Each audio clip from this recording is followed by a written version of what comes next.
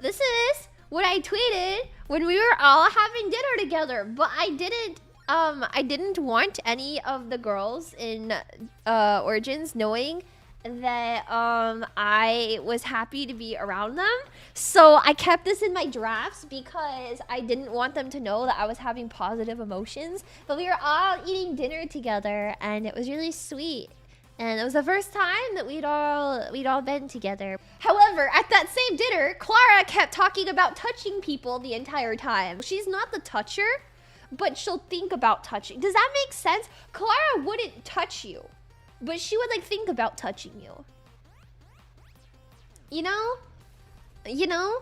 The toucher. The mental toucher. Airi is the toucher. Airi would touch you, but but the thing with Airi is that she... Okay, well, how do I explain this? Airi is the toucher, but she's also like, she really wants you to touch her. Does that make sense?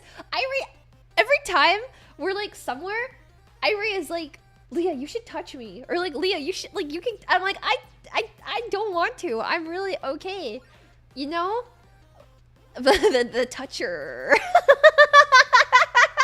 The toucher. See, but then Airi doesn't mean it in like a way like you would think, because she's like so oblivious, you know? Yeah. Wait, does she talk about people touching her boobs? Does she talk about us touching her boobs? She always says that. She's like, Leah, you can just like grab my boobs. Or like, Leah, like if you could help me with this and like if you touch my boobs, it's fine. I'm like, no, I'm really okay, man. I don't wanna. Often. Okay, yeah.